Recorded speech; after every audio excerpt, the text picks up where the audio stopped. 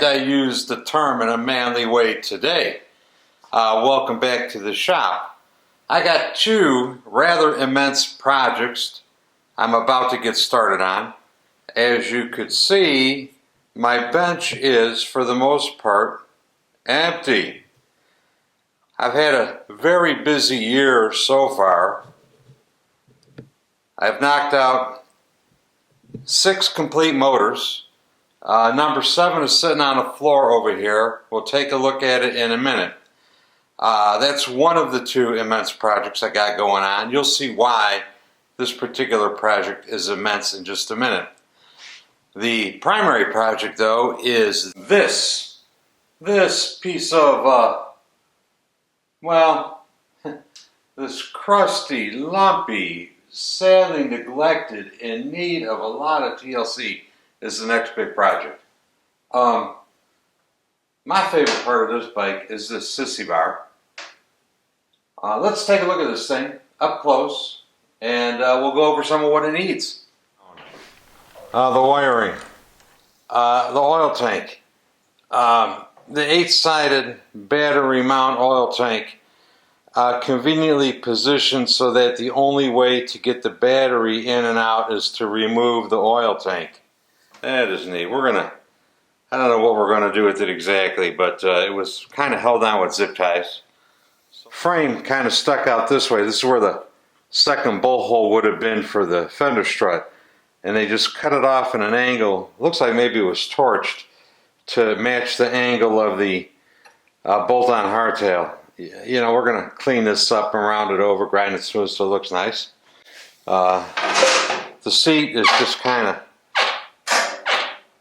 we'll make an actual bracket for that. Look at the damn kickstand. Would you trust that? But apparently it's been that way for many, many years, and it hasn't folded over yet. Brake pedal is bent one way, the foot peg is bent the other way. And of course the front forks. There is no stop under here. It just flops over until the fork hits the frame in this area here. The neck has been raked, and supposedly, well, the owner of this bike says he traded a guy a car for it 20 years ago, rode it for 10 years, and it's been parked ever since. So this has been like this quite a while, and it hasn't broken yet. It's probably fine, but he wants the frame powder coated, so we're going to, of course, have to knock all the mounting off and see what's underneath there. The front forks, the springer, well, axle bolt's too short. On this one here, you're only catching, I don't know, 3 threads maybe if you're lucky. One of these legs, this leg down in here doesn't have a nut on it. The front wheel spacers are all wrong, and the rockers on the Springer are pinched together, and they come in at an angle, so the legs are rubbing on the rockers. I got to assume the bushings in here are all worn out, so I got to assume that I'm probably going to be making new ones, because I don't know where the Springer came from, and I'm sure parts are unobtainable. Of course, it's got the mini 5-inch brake, and I don't think there's any guts in this thing. The lever just goes completely around. The owner thinks he wants a new wheel and possibly an actual brake. That would be nice. You guys who don't run a carb brace, this is why you should run a carb brace. If yours isn't this loose at the moment, it will be. Give it some time. Oh, here's the other thing. Like a year ago, this particular owner had the trans out of this because he was trying to get it running a year ago. He brought it to me. I looked it over. It looked okay, but he says it doesn't shift gears. And the lever is just tight. And if you recall from one of my earlier videos, I said one of the first things you got to check is the end play on the shifter shaft. So when I get this apart, I think I'm going to find that I need a little adjustment in there. The brake rod, of course, and guys who build rigid bikes run into this. The brake rod, of course, is supposed to run out the top, and the actuating arm is supposed to be up here. Well, the sissy bar on the frame gets in the way of that, so what a lot of guys do is they just run the lever around so it comes out to the bottom. So we've got some scabby welds, the brake arm has been extended, and it wasn't long enough. So right here's a coupling nut, and they added another hunk of threaded rod on there. And it's funny because this is 5/16 coarse thread, and this is 5/16 fine thread. So the coupling nut has probably been rethreaded on the inside. The trouble with doing this is the cam has ramps on it, and the ramps are rotating the wrong way when you put the lever on upside down. So we'll be looking at that, of course. Got your basic dog collar license plate frame, and here is the next engine. This is going to be an expensive overhaul. I don't know how good you can see in there, but the primary has been open. Everything I can see in there is rusted. I wouldn't be surprised if I've got to cut the primary chain off with a Makita. Plugs are out of it, oil drain plugs are out of it, manifolds open, ports are all open. Look at the condition of the tranny main shaft. It turns, but just barely. I expect there's going to be a lot of rust damage in there. Anyway, looking forward to getting this one apart and seeing what it's going to take to make it whole again. Well, every project has to begin somewhere, and I think I'm going to begin with this oil tank. It's got shock mounts on it, on the top at least, which is good. Of course, you can't get the battery out without taking the oil tank off. So I think what I'm going to do is get the oil tank out of there. I'm just going to cut this off in through here and make it so you can slide the battery out the side. Here's the other side of the battery installation. Zip ties. These are the big heavy duty ones, but nonetheless zip ties. Yeah, so we're going to get this oil tank out of here first. So let's rip that out of there.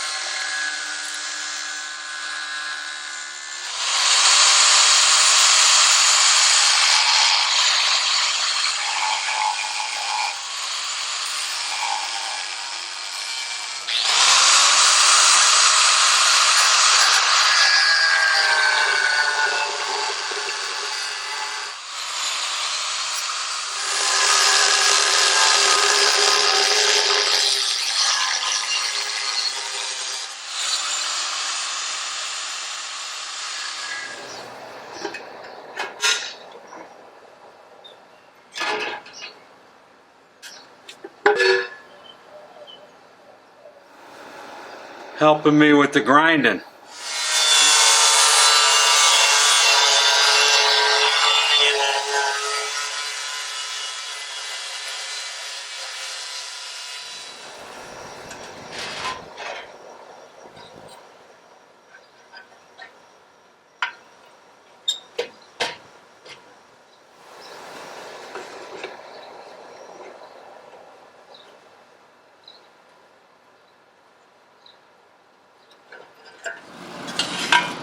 Okay, the end of the tank that came from here, I welded to just a couple tack welds to the end of the battery box. This will mate up with this. The battery box will sit in here. When it's in the bike, a guy should able to pull the battery out of the side of the box. That's the plan anyway. So most of the chrome, I know this looks like chrome, but the reality of it is that this is mostly nickel plate. The chrome is all gone already pretty much. You might be able to pick it up right here. Here's chrome that's left, and you see the rest of this is all down to the nickel plating. So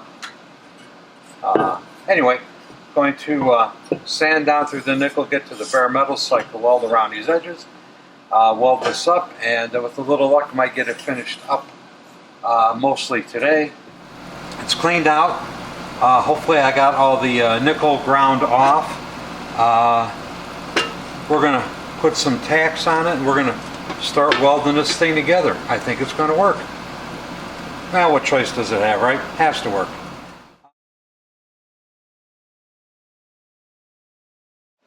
So yesterday,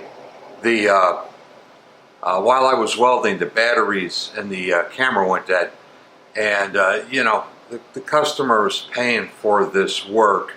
So my focus really is to accomplish some production. So the video is kind of secondary to the actual job. I know I can make better videos if I was dedicated just to making the video, but you know, the guy is paying for this, so I've got to concentrate on getting the work done. Anyway, got the battery box welded up, got it just kind of hanging there right now. I got to make the lower bracket to keep from doing this, but the goal of this, if you recall, was that you had to take the fucking oil tank out to get the battery in and out. Well, we've succeeded. That's nice. I like that. So I got to make a strap to secure it in here, and a bracket to stabilize it, and then we'll call this project done. Well, it'll be done in a couple, 3-4 hours. But anyway, this was the goal. So the main objective has been accomplished. So we'll move on.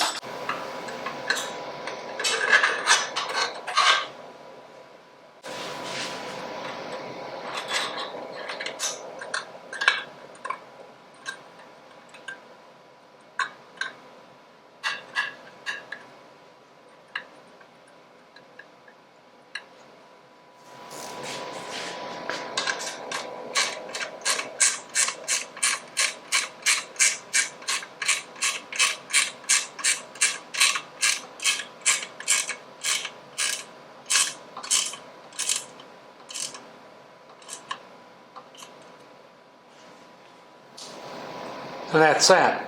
Got to make a bracket for the bottom. That's the next part of this project.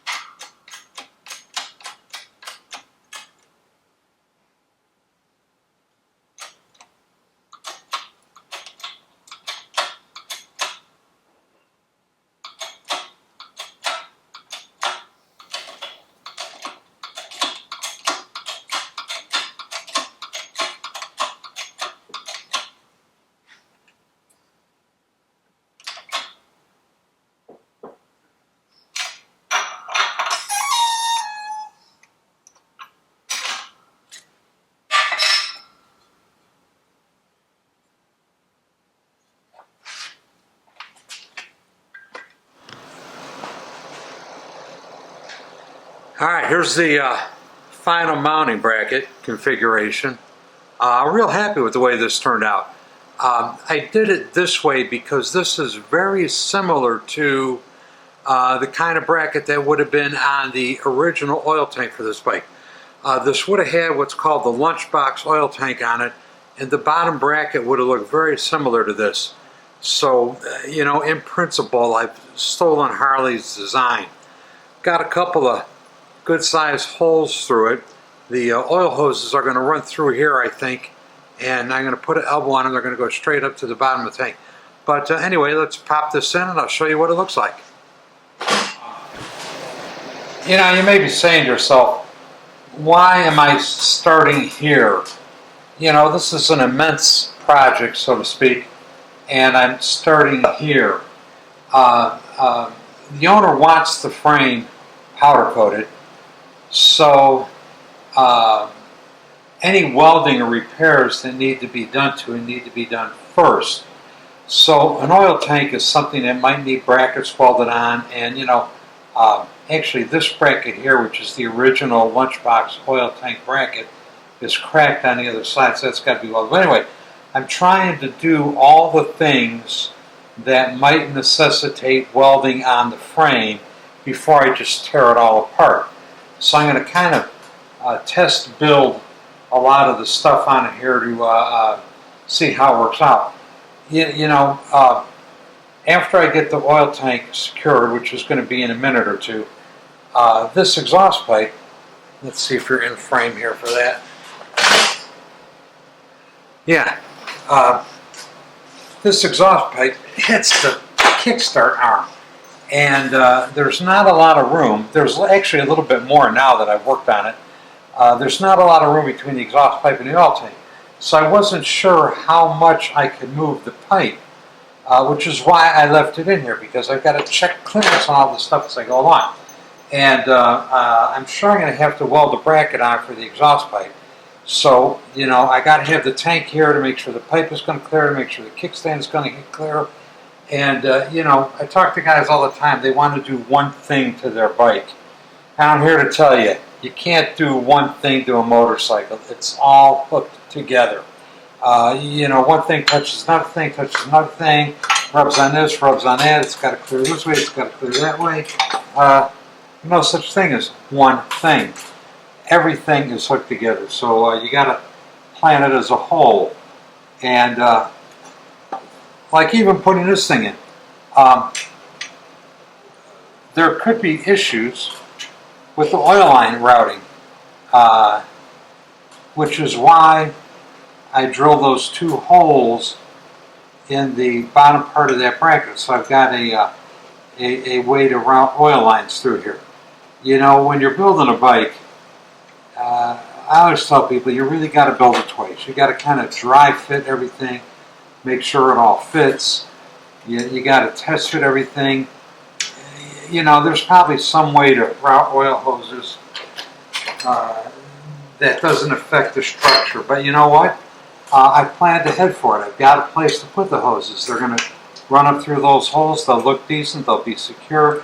You know, you want to plan as much of this shit ahead of time as you possibly can. It makes the final assembly go much smoother if you're not, you know, drilling holes in freshly painted and powder coated surfaces.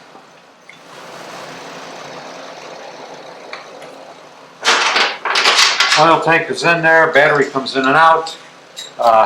Very happy with that. Very happy with that. And anyway, that's my goal for right now. I'll be back. But you know what? For now, I am out of here. It's hotter than balls outside. I got to clean up this big mess that I made and take a break.